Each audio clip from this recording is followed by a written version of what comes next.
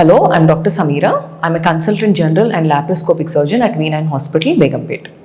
ఇవాళ నేను మాట్లాడబోయే topic cyclical mastalgia అంటే పీరియాడిక్ ఇంటర్వెల్స్లో బ్రెస్ట్లో pain and tenderness and heaviness experience చేయడాన్ని సైక్లికల్ మాస్టాల్జియా అని అంటాం. సో దీనికి సిమ్టమ్స్ ఏంటి, అసలు ఇది రావడానికి రీజన్స్ ఏంటి అండ్ ట్రీట్మెంట్ పద్ధతులు ఏంటో ఇవాళ నేను చెప్తాను. సో సైక్లికల్ మాస్టాల్జియా అనేది ఒక ఇంక్రీజింగ్లీ కామన్ ప్రాబ్లం నౌడేస్. ఎందుకు అనంటే లైఫ్ స్టైల్లో జరిగిన మార్పుల వల్ల ఎక్కువ మొబైల్గా ఉండకపోవడం, అంటే ఎక్కువ సెడెంటరీ లైఫ్ స్టైల్కి అలవాటు పడటము అండ్ ఆఫ్టర్ సర్టన్ ఏజ్ ఎక్కువ వెయిట్ గెయిన్ అయిపోవడము అండ్ ఎక్సర్సైజ్ని అసలు డే టు డే లైఫ్లో ఇన్కార్పొరేట్ చేసుకొని వాళ్ళల్లో అండ్ ఫుడ్ హ్యాబిట్స్ ఎక్కువ డీప్ ఫ్రైడ్ ఫుడ్స్ అండ్ ఎక్కువ ఫ్యాట్ ఉండే ఫుడ్ ఎక్కువ తీసుకునే వాళ్ళలో ఈ సైక్లికల్ మాస్టాల్జియా అనే ప్రాబ్లం కామన్గా చూస్తుంటాం. సో దీనికి అండర్లయింగ్ రీజన్ ఏంటి అని అంటే ఎస్పెషల్లీ పీరియడ్స్ స్టార్ట్ అయ్యే ముందు, అంటే second half of the menstrual cycle secretary phase అంటాము.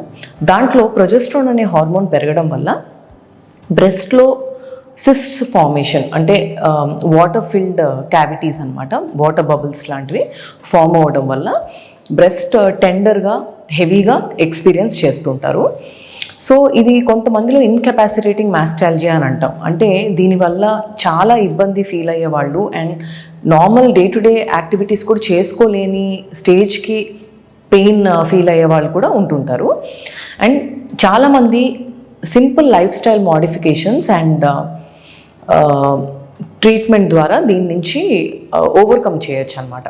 సో దీన్ని ఎలా ఐడెంటిఫై చేసుకోవాలి అని అంటే, ఒకవేళ బ్రెస్ట్ పెయిన్ వస్తుంటే కనుక డాక్టర్ ఎగ్జామిన్ చేసిన తర్వాత సింపుల్ అల్ట్రాసౌండ్ స్కాన్ ద్వారా సిస్ట్స్ ఏమన్నా ఉన్నాయా, అండర్లయింగ్గా ఏదైనా లంప్స్ ఉన్నాయా తెలుసుకున్న తర్వాత మనం దీన్ని యాడిక్వేట్గా డయాగ్నోస్ చేయొచ్చు.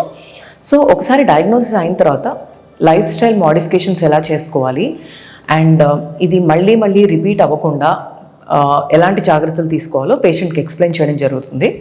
దాంతోపాటు కొన్ని సప్లిమెంట్స్ అండ్ మెడిసిన్స్ ఇవ్వడం వల్ల కూడా పెయిన్ రిలీఫ్ ఉంటుంది.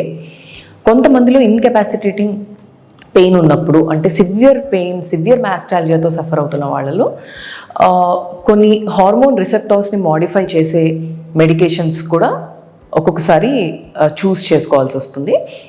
సో ఇలా depending upon the case and severity and any underlying cyst or solid mass ఏమన్నా ఉందా అని తెలుసుకున్న తర్వాత ఈచ్ పేషెంట్కి separate type of treatment ఇస్తుంటాము.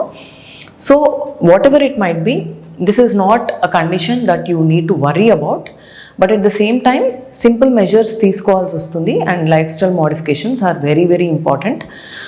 Treatment అంటే మెడికల్ ట్రీట్మెంట్ ఒక 60% ఉంటే మిగిలిన 40% depend on the lifestyle of the patient and whether or not they will incorporate these lifestyle changes. So ఇవన్నీ కలుపుకుని గనక మనం ట్రీట్మెంట్ ఇవ్వగలిగితే there is a very good chance that the patient will be permanently relieved of the pain. Thank you.